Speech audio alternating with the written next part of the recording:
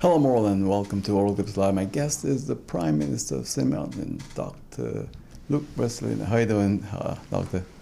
Mr. Oral Gibbs, good morning. I'm doing very good. In the first place, I want to wish you and the people of St. Martin a happy new year with a lot of prosperity and health. And secondly, of course, I want to thank you for the opportunity that you gave me by inviting me in your program. I'm very grateful for that. Thank you very, very much. And thank you very much, and Happy New Year to you and your family as well. Thank you. This is the second term, your second time around as Prime Minister. The first time was very short. Very short. Right. The first time was the Cabinet Mercelina 1, and now we are in Cabinet Mercelina 2. Of course, as you know, after 17 days as Cabinet Mercelina 1, I lost the support in Parliament. Everybody knows how that went. And I called election again. And after the election, the people have expressed themselves, mandated the people that they thought that would be the best to govern the country. And here we are again in a Cabinet Mercelina 2. And hopefully, for the coming 4 years, seeing the conditions and how the situation is now, I foresee that we will be able to move forward for the coming 4 years with the governing of this country. So how has it been so far for you? I'm working with some members in my cabinet that have served several prime ministers, and they told me, Prime Minister, since you started, we have never seen a prime minister that has encountered so many turbulences, especially in the initial phase of his governing period. We have had a lot of challenges with this country. People tend to forget what was going on in this country when I assumed the position and being in office since May of this year. Don't forget that we had this enormous energy crisis that actually imploded in my face in our government, being Cabinet Mercelina 1. That was May of last year you're talking about? Yes, that was recently. It's not so long ago. Secondly, we had, of course, the increase on violence in the beginning on the Dutch side. Don't forget that we had that culminated, for example, in the Moon Bar incidents that took place there with gun violence.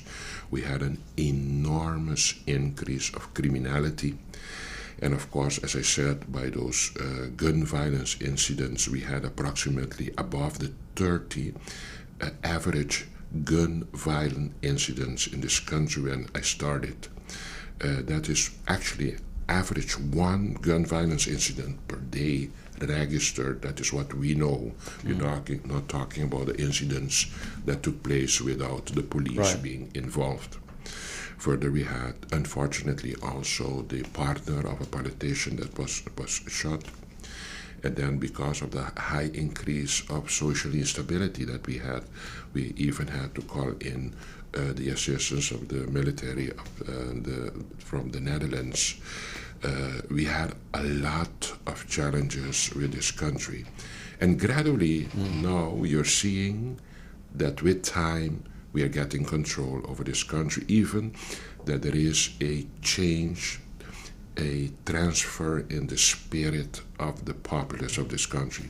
People are now more positive, they are less destructive, and I have the feeling that since we are in this government, there is a reinstallment of hope and trust for the future of this country. On the other hand, we're seeing also that the economy of this country is starting to pick up.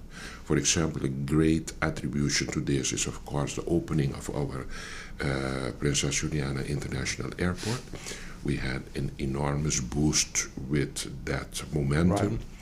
And if you see, for example, the businesses, how they passed December, a lot of businesses and also hotels approached me to thank me with the fact that they have had the best season since years in St. Martin. And as you know, if it goes good with the business sector, it trickles down also to the prosperity of our population. So gradually we are seeing a positive direction change for Country St. Martin, with especially what is actually at the fundament of this is the change of the soul, the mindset, and the hope that we have again in this country, with also the less criminality that we have in general, and actually seeing that the economy is gradually picking up with an enormous intention for construction sector again in this country. How do you feel as Prime Minister with the flight of police officers? Recently, I think 7 or 8 already left to go work in the Best Islands, and more going all the time.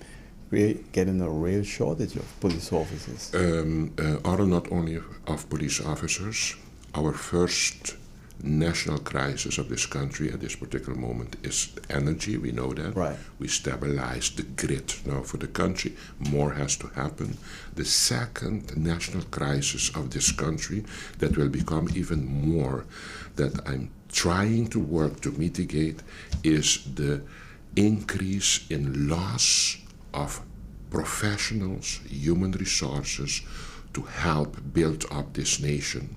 And as you see, we are in a phase now that we have a depletion of our national professional treasury for our country.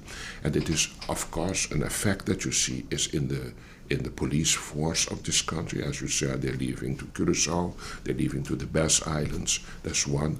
But we have a lot of professionals also in the government apparatus that are leaving because the conditions are better outside the government building. And of course, because we are having the financial challenges, we cannot always compete with what the private sector can offer the professionals in this country. So we realize it, we are working on it, but our main restriction is, of course, the financial compensation of professionals to help us propel this country. You're right. So, as Prime Minister, GB it's a big problem. As you said, it's stabilized right now. But this is a problem that should have never happened. Yeah. You know, I served there for 2 years in the board. I know the company pretty well. Mm-hmm. I saw problems. The culture within that company is a problem, Mm-hmm. but also the political culture on this island is also a problem. Yeah. That causes those other little problems to mushroom and become big problems. So now GB is under your control as minister or the Minister of Roaming, because I had the Minister of Roaming here and he said legally the Minister of Roaming is responsible for GB, but we hear more from you now on the GB issue. The same thing with the airport. Is that still the same? Are two things. First of all, the government-owned companies fall under the shareholders. Right. And the shareholders' representatives is actually the Council of Ministers. So it does not fall under one minister. Okay. It's a common responsibility of the shareholder representatives being the Council of Ministers, and in this case the member of the Council of Ministers. So in principle, all the government-owned companies falls under the Council of Ministers. In general, it is possible, though, that seeing the issues that transpire, that you can appoint appoint someone in the Council of Ministers to say, seeing this issue, for example, I think you should take the lead in tackling this problem. But for the general interest of transparency and general interest that the government has in this company, it remains, at the end of the day, a common responsibility of the Council of Ministers. I can give you an example. GEBE distributes water to the people in case there is, for example, a contamination with a germ in the water. That is not the case now. I just use it as an example. You can say, okay, in this case, it's a health issue. We're going to, for this specific problem, we are going to give the contact person for this to pull on this car to see how we can solve it. Let's look more in the direction of the Minister of Health, for example. But at the end of the day, it remains a common responsibility of the Council of Ministers for all the government-owned companies of St. Martin. Let me ask you, Mr. Prime Minister, because there's a 25-year loan from the Dutch government for less than 3% interest, right? Yes, 2.43%. Pretty good interest rate. Fantastic. Can't get it on the international market. You cannot get it. How you feel about, because GB had loans before, right? Was it difficult to get those within GBE to agree to the loan from the Dutch government, or they had no involvement in that? First of all, GB was not in a financial position to negotiate as a strong partner on the table for investments in the form of, for example, loans. That's one. Secondly, we realized that although in the past GB had loans, the loan that we are getting now from the Dutch government is a loan from the Dutch government to our government. So it's not a loan from GB, it's a loan from this government. What we are going to do now is we are going to get a loan at a 2.43%, as you said, for 25 years. And we now are going to give GEBE a agreement in a loan in a way of a rent-to-own proposal. For at the end of the day, they get the generators from the government, and they pay in 25 years. We're going to see how, in which construction they are going to pay back, but they have to have also an interest part in the loan that we give to them. It's a principal part in the loan, but there is also an interest part in the loan. And we are now in the phase of actually determining the conditions that government has in actually financing the generators for GEBE. That is how we're going to do it. Right. It looks like GB, the government is now getting into the business of loaning money. Governing a country is like you're governing a business, and we didn't do that in the past. And if we don't change that, you see that happening in the world too, that government has to govern a country more like a business. And if we do not do that, we will not be profitable to be sustainable in all the projects that the community needs to stay resilient and sustainable. And I think that is a shift that we have to implement in our government strategy for us to be able to implement sustainability in our country. And you know, the way things are going now, we are not accustomed with that approach. For example, just now, you said, but GB had loans in the past, but we didn't manage the loan to be profitable as a business. So what we ended up with, that again we have a loan for a project for GEB. The money was there for the reason of lack of a business-like approach to manage that money. One, the culture that we have in St. Martin. You saying the company was mismanaged over the years? I think there has been some mismanagement over the years on one side, but secondly too, there has been a too big political involvement in the government-owned companies in general, and especially in GEBE. Everybody knows that. And with our approach, with our government, under my leadership, I'm trying to actually disconnect the approach that actually a government-owned company remains an extension arm of one minister for political gain. And that has happened in the past with government-owned companies. And that is what we are stopping now. It's a total different approach. A lot of resistance, Mr. Prime Minister. I will always get resistance. As long as I get resistance, that means that is a process of change going on.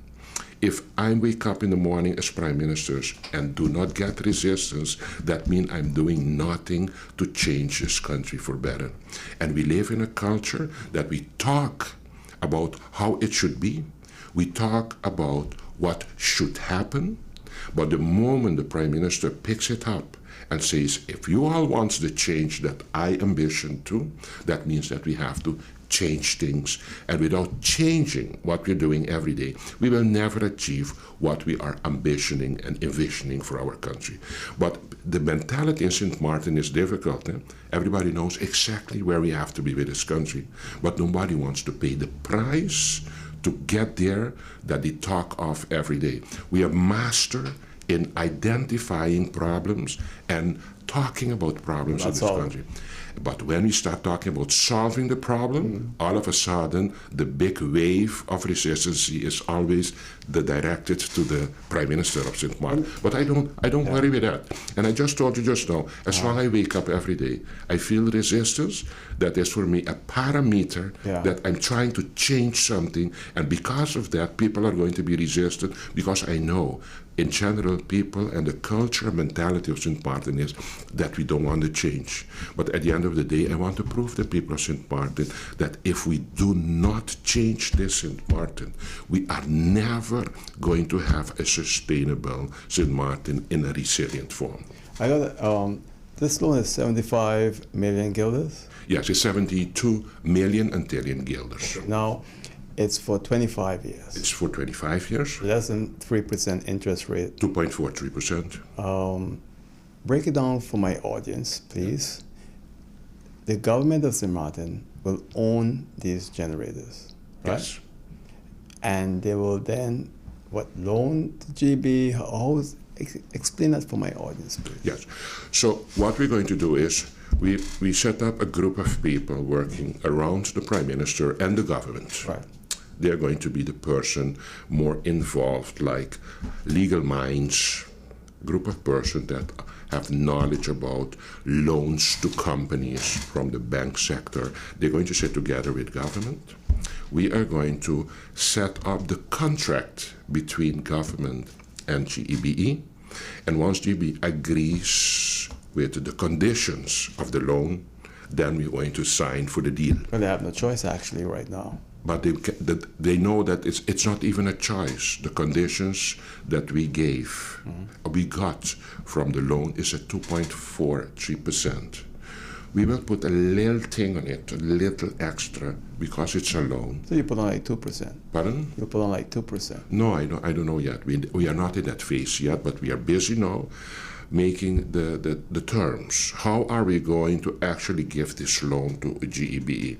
At the end of the day, we are not going to give a deal to GEBE that is going to be to the detriment of that company, because we know also that whatever has happened in the past, we cannot continue talking about that. We have to pick up the problem as it is now and try to solve it. But we have to do it in a balanced way that is going to be controlled, transparent, giving guarantee of continuity of supply of energy to the country, that it's going to help our government-owned company, GEB, and it's going to serve the people of St. Martin. And that is what we're busy now with, working on the agreement between government and GEBE. That is the way, and I think the only way to do it. And I think by having a good working relationship, cooperation with GEBE, between GEBE and government, with actually the bigger picture of being, in a way, helping the people of St. Martin, I think there will be no resistance for how we're going to approach this project. For at the end of the day, we will to be able to purchase these generators. Each will be approximately about 14 million. It's a lot of money, dollars, by the way. So if we purchase 3 of them, it's going to be already 42 million. Next to that, we have a different mission still with GEBE. We have to actually restructure the whole energy plant. If you see how dilapidated the whole condition of GB is in KB, it's time for us to actually reconstruct this fabric. It's good to hear that, because it's been like that for a very long time. A long time, but nobody is looking at that because we were so focused and correctly on our energy crisis. But now we have to start working on, as I say, sustainability and resilience. But wasn't that GB's responsibility, not the government? GB is a government-owned company. Yes. That should have been managed the proper way, and it wasn't managed the proper way. It was not. But Arnold, I can sit with you till tomorrow, talking about the insufficiency and deficiency of approach to manage this company. But it's not going to help me anymore. I just have to make an inventory about the problem that we have now, and that is what I did. I say, here is where we're standing. I can go back to the past and I will get for sure the causes why we are now here, but it's not going to solve me for the future, and we have to do what we have to do. Secondly, Arne, you just told me something about, just now, about the future of GB is one, making it a financial healthy company. Secondly, we have to pay attention to the energy plant as such. And thirdly, we have to start working on renewable green energy for the future. That must happen if we want to move forward with the general worldwide development of green alternative energy for the people of this Mr. Prime Minister, I hope that a year, 2 years from now, or 3 years from now, I can hear something different. The reason why, you're not the first person. And I hope you're the last, because GB have not lived up to their obligations at all. Yeah. I'm not putting down GB, but management has been weak over the years. And you walking into correct a change of culture that's been there for quite some time. I wish you luck. Thank you. And as I told you, Arnold, I'm not in this for personal gain. You know my professional background. Yeah. I have been a surgeon serving the people in healthcare. Because of my unconditional, passionate love for St. Martin and its people, and for myself, loving this country extremely, I decided I'm going to postulate myself as a candidate. People gave me the mandate, and at the other side, I'm realizing every day that it's very honorable, the mandate that I got, and I have to treat it with respect and try to actually accomplish and adhere to the wishes of the people of this country. And that is what we're doing. There is no personal gain in this. I just want to look back after my governing term and say, I left behind a change for country St. Martin. That's all that I want. And actually improve for the next generation. I have children too, Arnold, you too. You know how difficult it is for this new generation to actually be sustainable for themselves. If we do not change this country, we're going to leave this earth, leaving a very, very dubious circumstances behind that I think is going to actually hamper the quality of life of the next generation. And I don't want that for my children, and I don't want that for your children. Let me ask you, since you've been involved in GB so much, if there's one thing that surprised you most about that company, that you didn't know, that you know now as Prime Minister and your involvement in GB, what would that be, honestly speaking? GB has always been managed on the base of pragmatism, day-to-day management. GB has never been managed with a long-term vision, never. That is why we have today generators that are 25, 30 years old. These ones are going to stop doing us, and that's why I'm now accelerating this process to make sure that I get these generators before these old ones also give up on us. Is there a time frame for that? Of course, it's going to be approximately 2 years from now until we go through the whole procurement, until we have everything finalized with agreement between the government and GEBE. It's going to take until we have the manufacturing of the generators custom-made for how we need them in St. Martin until they are delivered. I actually think that we are going to need a time span of 2 years for us to have the generators commissioned, operational for country St. Did they tell you how many megawatts each generator will be? Yeah, each generator will be 9 megawatts. We're going to, in total, order 3 of them. It's going to be 3 times 9, in total, 27 megawatts for the country. Dual fuel?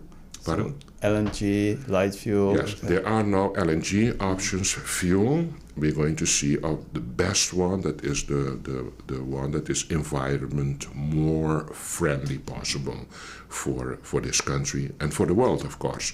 So we are now in the negotiations and looking at the options of what the world has to offer, but we're busy with that already. Let me ask to you, see what type of generator we're going storage to purchase. for fuel for GB? That's been an issue over the years. Yes, also. yes.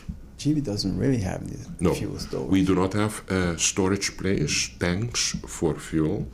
That makes it also a little more expensive, the fuel, because then we have to rent a place out to store our fuel, and that is also something that the GB is looking into it.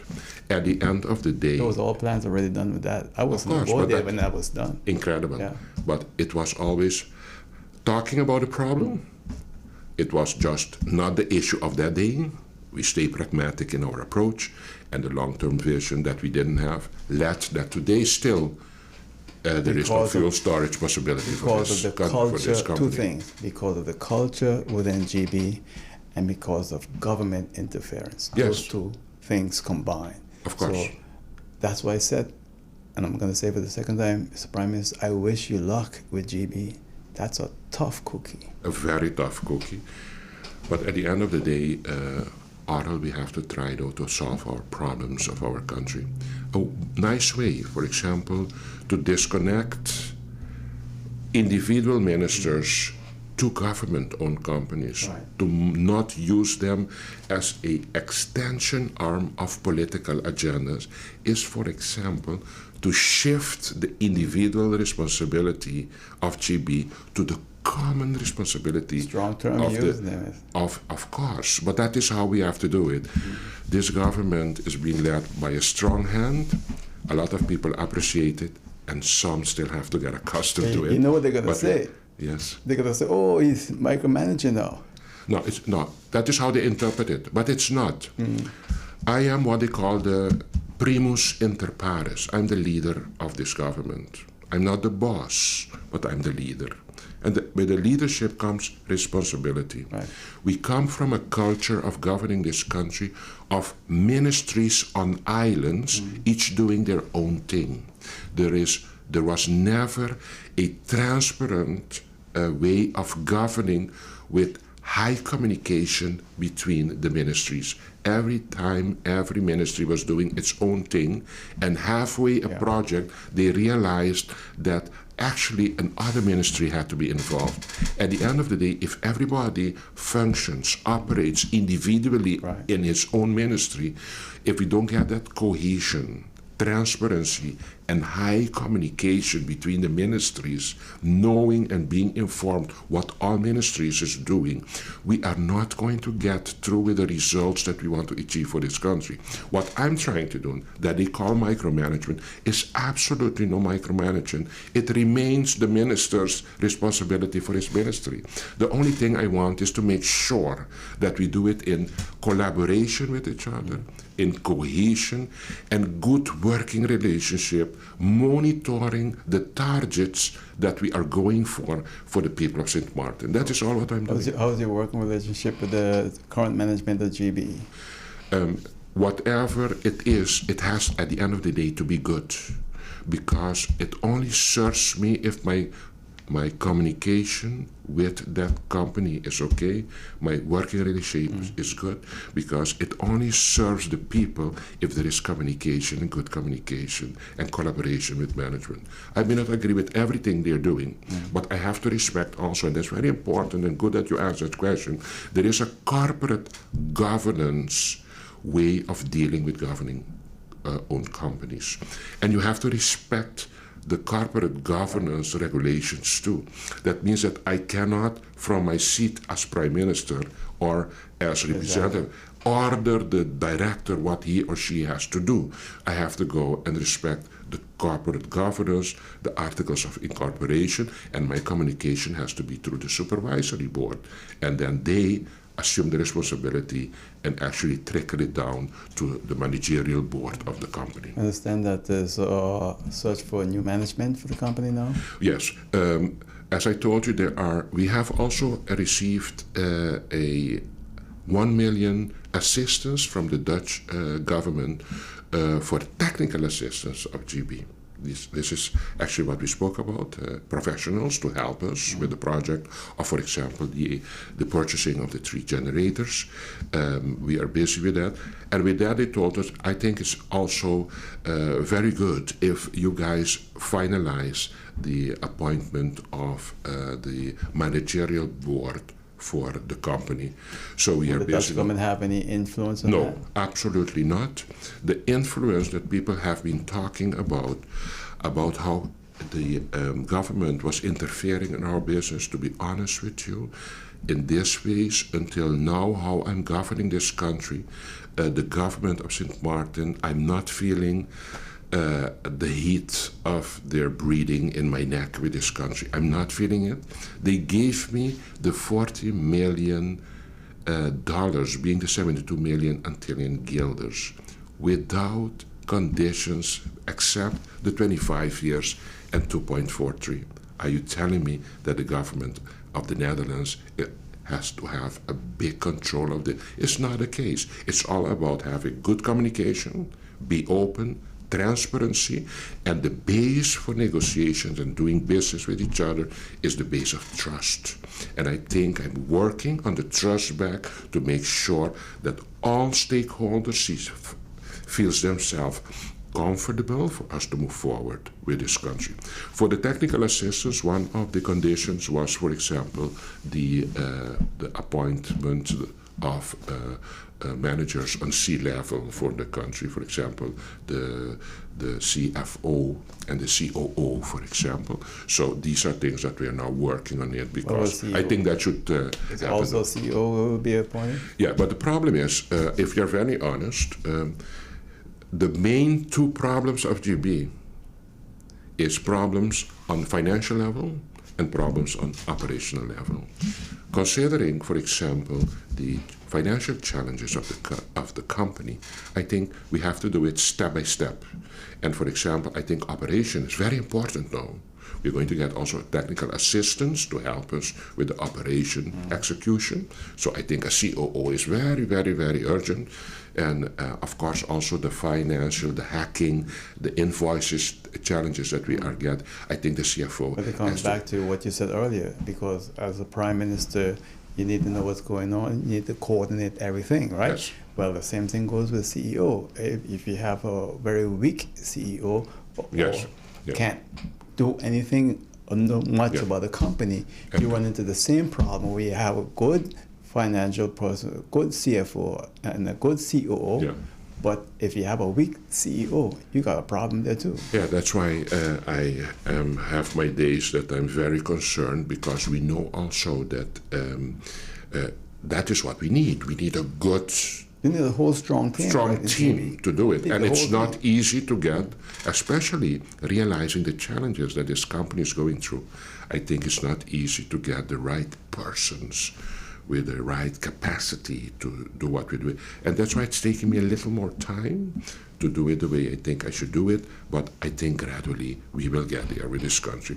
You know, we are about a few years already without the C-levels. We have now a interim manager for a manager, not a CEO for the company.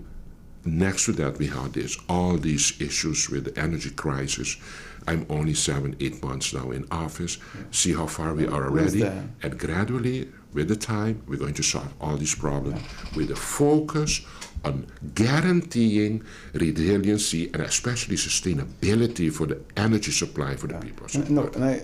I understand, and the interim manager, he met problems there long before him. Enormous problem that can't be solved overnight. No, and people have to realize that. For example, as you just said me, the problems that we see now are actually problems that never had to be what it is today, but because of lack, proactiveness, a capable approach to managing that company made that we are today where we are. And now all of a sudden we have this energy crisis, and then people are looking at me, solve this problem in 2 months. Yeah. It's not going to be solved in 2 months, but at least I have it, and probably maybe, and even hopefully in 8 years. So I hope that I will get enough support in my in the trust for us to have enough time to restore all the deficits of this country. Mr. Prime Minister, I have to go to a quick break. All right, when we come back, we'll continue with the Prime Minister of St. Martin, Dr. Luc Mercelina,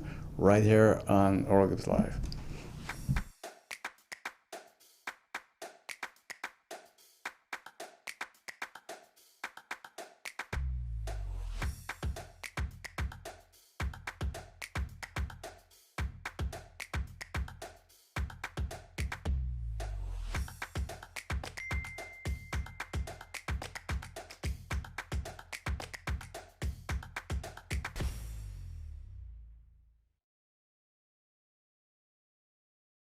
You're watching Oracles Live. My guest is the Prime Minister of St. Martin, Dr. Luke Mercelina. You always get a little mix-up. Should I call it doctor? Should I call it Prime Minister? It's a common confusion in the community. People know me as a doctor. Majority of people approach me also still not as a prime minister but as a doctor. Can't get rid of that one. And it's okay. It's okay. I cannot practice anymore as a surgeon since I'm in office. But people still approach me too for their mental health, for their problems, for their physical problems. Pardon? But if there's an emergency, they need an extra hand. I'm sure you will. No, in times of calamity, all that can be discussed, of course, seeing especially the experience that I have built up in this country in all these years since 1999 working here. Yeah. But in principle, people still with health issues, they talk with me every day, they approach me, I give them advice, but I'm not linked to the hospital anymore. I'm the Prime Minister of the country, and I'm not actually practicing as a doctor, and especially not as a surgeon anymore. But of course, the knowledge is there, people approach me, they have their trust in me, I try to help them. Let me jump forward to primary care. Yeah. That's a big issue now. Very big issue, and I dare to talk about it. I just had Eileen Haley, former director of the Mental Health Foundation, did an interview with her. Yes. That'll be played after your interview. And she's an amazing lady, you know, and too often in St. Martin when you get people who stand up with a position for whatever, it's very difficult for them, you know. And I admire her and a lot of people because of what she's been doing and stand up for. You're a medical doctor. I had you on this program years before you became a politician. I don't know if you remember. I remember one thing you said to me, and the first interview I did with you, probably 20-something years ago, where you said you had surgery on gunshot victims where you were holding the heart in your hand. You remember that interview? Yes, of course, yes. So we jump forward to primary care now, and we have people going to the hospital waiting for hours upon hours just to see a doctor, emergency doctor. Yes. Otto, I'm aware of that problem. We have to make sure first to work on 4 pillars in the healthcare in the coming years. The first one is improvement of the primary house doctor family care. That's one. Secondly, we have to work on the construction and finalizing the construction of the hospital. The third one is we have to work on mental health care for the people of this country. And fourth, we have to work on a financial, sustainable health care for this country, the financing of our health care. Coming back now to the primary care. The SZV makes an agreement with family physicians. In that deal is that there must be a continuity of care for the patients 24 hours a day. That doesn't mean that as family doctor you have to be 24 hours a day, 352 days a year as the only one available, but you have the responsibility to organize your continuity of care after office hours. But it's a big challenge to get family care after office hours in this country.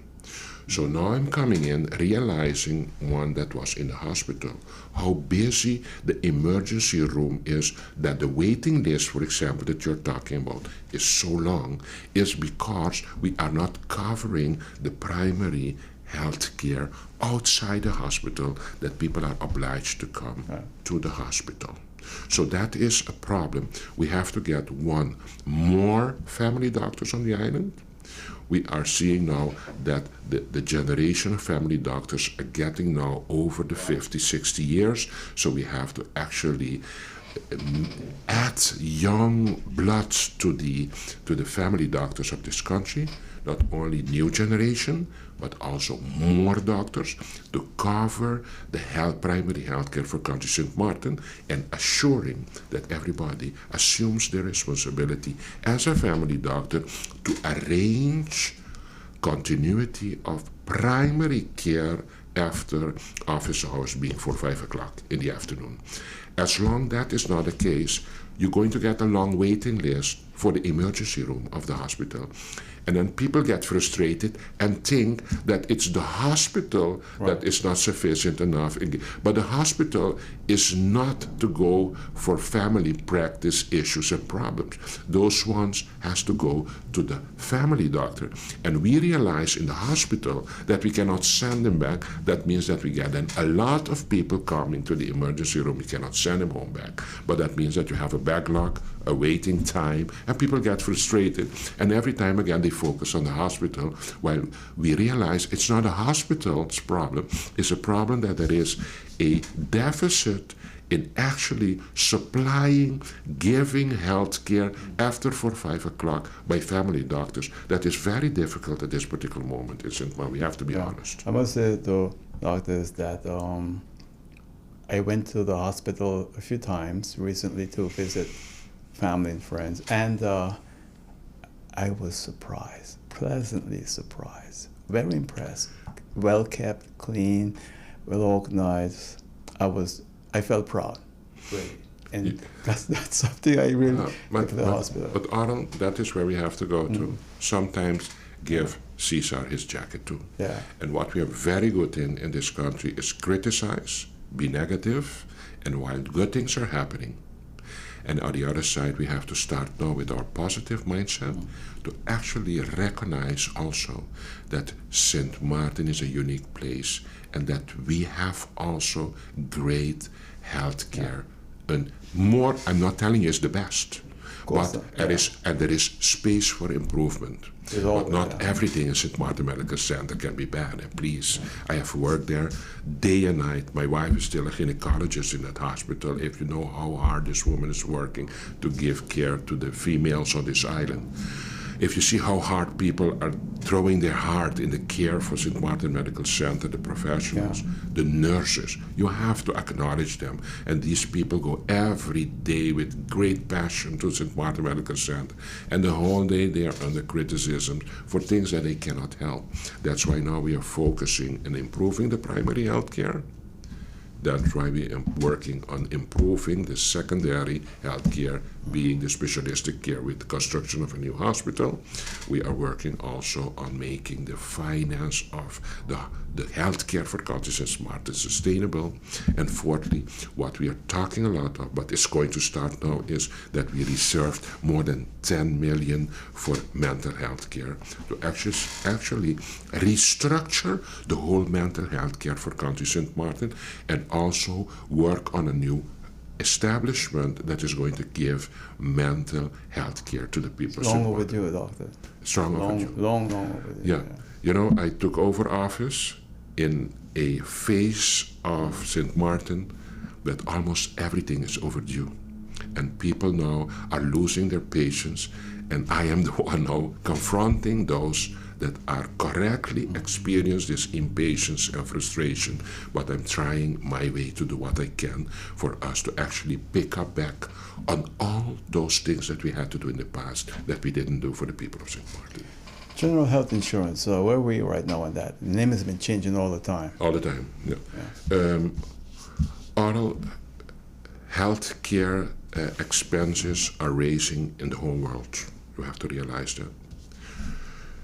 Being able to have a balanced financial health care model is difficult, and it starts by having enough people to contribute with premiums to make this financial system sustainable. At this particular moment, I'm going to keep it very easy for you. I believe, people say it's not correct, but I think St. Martin has approximately, at this particular moment, 60,000 inhabitants, people living on the island. They say it's less, I think it's 60,000. From these 60,000 people, average 15,000 are kids, children. Do they pay premium for their health care? They're not. We have approximately, I think, perhaps 10 to 15 undocumented people on this island. 15,000, you mean? 15,000. Add that to the 15,000 under the 18 year, we are already by 30,000.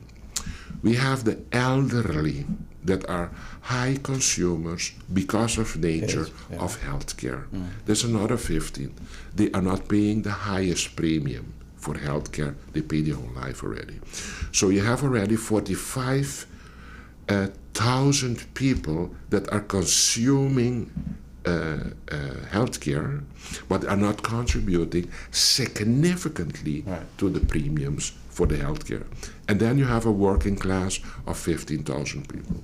You have to explain me how in a populace of 60,000 people, 15,000 people, the working class of this 60,000 is going to pay now for 60,000 people. As I explained to you, 60,000, 15,000 children, 15,000 elderly, 15,000 are undocumented. And then there is a remaining 15,000. It's not absolute the amounts, but just to give you the big picture about that, you have to realize that for you to have a sustainable financial healthcare model, you will have to have more than 15,000 people contributing to the premiums of healthcare. And that is a problem. And that's why what I'm a little concerned of is that we do not have enough people that can contribute to premiums to make this healthcare a sustainable financial model, and we will always be in deficit. There is no country in the world that does not have a deficit in their budget for healthcare, because healthcare, people consume healthcare enormously. Secondly, it's expensive.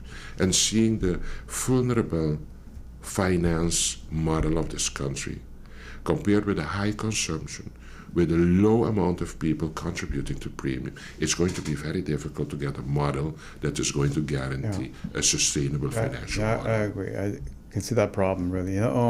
Doctor, last year, 2024, the last time I had you here in this program, you made a statement about the Princess Juliana International Airport Yes. CEO. If things don't get better by a specific month in that year, they're gone. What happened since? No, I didn't do it only with PGIA.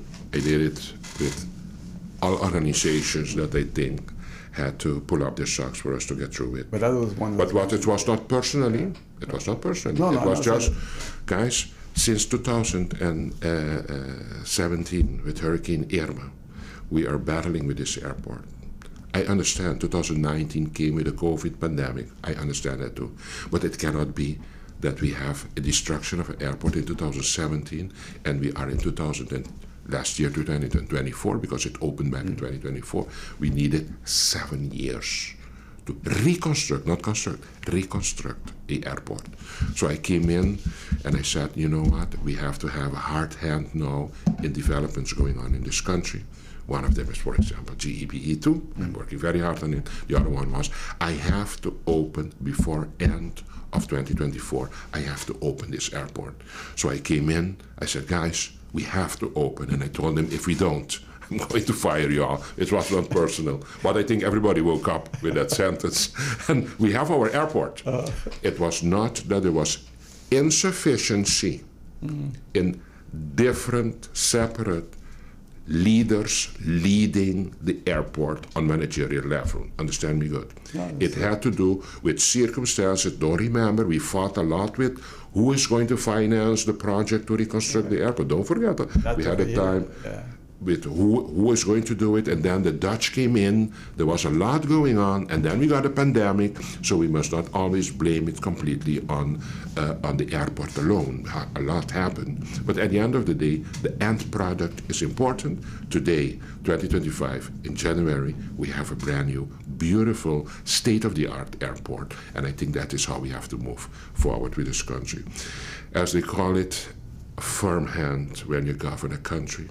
Knowing what you want, have a vision, and be committed in the pace that you're walking to solve your problem without being distracted with all the commands that is being given moving forward to your target. And you know that too, I'm not an active person on social media, and I don't want to be. I think it sucks a lot of energy out of you. The whole day you're going to entertain ideas, proposal, critics of people. You're going to get yourself in a culture that you don't want to be in. I'm hired in as a leader to guide and help to improve Country St. Martin, that is what I'm going to do. And after 4 years from now, people will look back and say, okay, it was worth it or not. And they will have to You decide. got to hire a social media team. So you as Prime Minister don't have to be there, but they'll be looking out for you and making recommendations and showing you what you need to know, etc. Of course, I have a very professional team around me. But for myself, I'm not going on Facebook and entertain comments of people, not because I'm not interested as a leader, but I'm going to lose a lot of energy, especially people are very good in bashing, in criticizing, and that is going to distract me from where I want to go with this country. Yeah. And I think the best way to do it is just focus, be committed, have the discipline, and have the guts to do what you have to do for the country. TLM. Tell him. Our good friend TLM, Yes. the local telephone company. Yeah. What's going on there? I mean, there's so many things. I don't want to sound negative, No. but I don't see much improvement. The reason why I say that is that fiber should have made a huge change. And I'm using fiber, it's like I'm dialed up sometimes. It shouldn't be. You know, we're past that now. Neighboring islands are ahead of us. The French side are ahead of us. What are we doing? This is a government-owned company with financial problems, I understand. Yes. The TLM is encountering a lot of challenges, especially also financial challenges. And we have, at this particular moment, being a government-owned company, we have to actually do what has to be done for us to help this TLM to survive.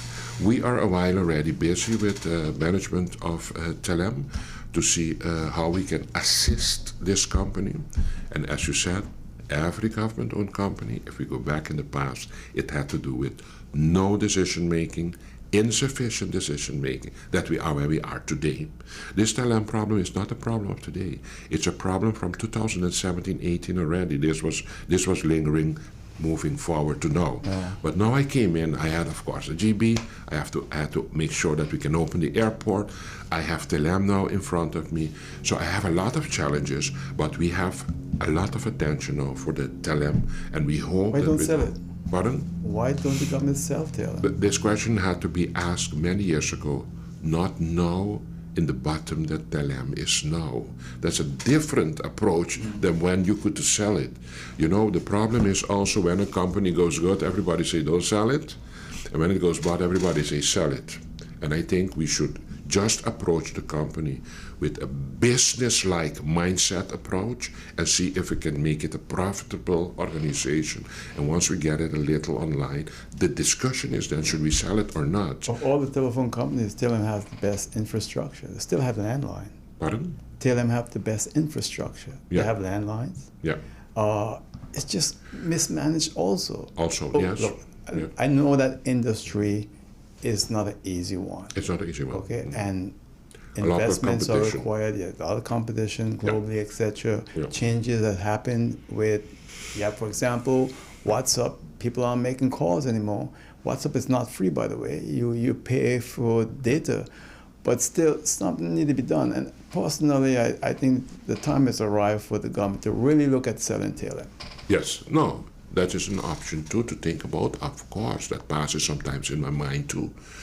But still, first TLM and the vision on telecommunication to serve St. Martin, we have to refocus. As you say, calls, verbal communication is not anymore an essential method of communication in the world.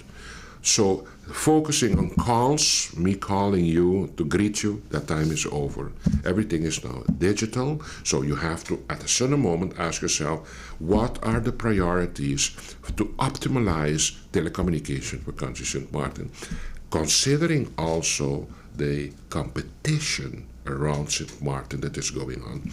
And then we have to make some crucial decisions about the future of TLM, and it has my attention too.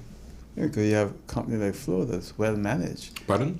You have other company like Flow and Coral. They're well managed companies. And those on the French side too. And on the French side also. Yeah, yes. But when you have, one thing I like about TLM is the billing system. Mm-hmm. They bill you, they give you a deadline, you pay them the next day, you get a receipt. Yeah. GBE, you pay them today, you get a receipt probably 3 months down the road. Yes. They improve a little bit, but they're still too far away. Yeah. I think if GB could improve their billing similar to TILM, Yeah. wow, a lot of people will be happy. Of course, and that is where we have to head to with GEBE. We have to do, of course, a reshuffling of the approach of the billing system of GEB that we have, and I realize it too, a lot of complaints out of the people of St. Martin, and that is, of course, the more complaints, the more I realize that a lot has to happen with the billing system of GEB. Well, Mr. Prime Minister, look, I hope you don't take on all these problems personally. I mean, I had you here for 54 minutes now, and it seems like I'm just showing all the negative things. Yeah. No, but we're talking about the problems that we have in this country. Yes. And it's nothing personal against anyone. I've spent my whole lifetime, 40 plus years in television, dealing with many of these companies long before you arrived. Am I optimistic today? Maybe so, maybe not. But I think your administration is the last one. Yeah. And I say this, saying it. Either you get it right, or else we're going to have a big problem. We're lost. So I don't know if your government will last for 4 years. I pray and hope that it lasts for 4 years. But we got to get it right now. Yes. And I realize it very good. What you told me just now is also correct. The whole world now, especially in St. Martin, is on my shoulders. I realize that too. On the other side, I think I am not complaining because it's my own decision to actually offer my services to the people, and they chose for it. So now that I'm in the seat, I should not give resistance to the complaints coming out of society. That is not what I'm hired for. And I realize that, and that's why I'm absorbing all the problems. And most of the time, I am aware already of the problems. But at the end of the day, there are so many problems of the past that I inherited that all of a sudden now people think, okay, this magic is going to be done now in a few months. It's going to take a long time. It's going to take a long time, but gradually, piece by piece, step by step, keeping the faith and trust and hope in, with respect to the community, we are going to get there with Country St. Martin. St. Martin has a lot of potentials. St. Martin has a lot of capacity. We have to only be serious with each other. We have to work with each other in cohesion, in integration, and hopefully if everybody focus on the future and the bigger picture of this country, we will be successful with this country. And Oral, one more thing, I always say it, we have to stop fighting with each other in this country, making a point out of everything. It's not about you, it's not about me, it's about the bigger picture of this great nation, the people of this country. And this is still, to me, the best place in the world. I think that too. And it's very nice that we can finalize this conversation by you telling me, as Prime Minister, I still feel that this is the best place on earth. And I believe that too. And we're going to even make it better than what it is today. All right. So again, I want to wish you and your family all the best for 2025. Much success in your government. And anything else you'd like to add in closing quickly? No, Oral, I want to thank you for the opportunity that you gave me for this interview. And on the other hand, I would like to thank the people for the trust that they're giving me for us to do this together. And I again ask the people of St. Martin to stay positive, stay in cohesion with each other. Let's stop fighting with each other, and let's start and continue focusing on what is going to make our country better tomorrow. Thank you for that. All right. Thank you, Mr. Prime Minister Mercelina, but success. Thank you very much. And that's it for now on Oral Live on YouTube, Facebook, and on Hot 99.9 FM radio station. See you next time. Take care. Bye.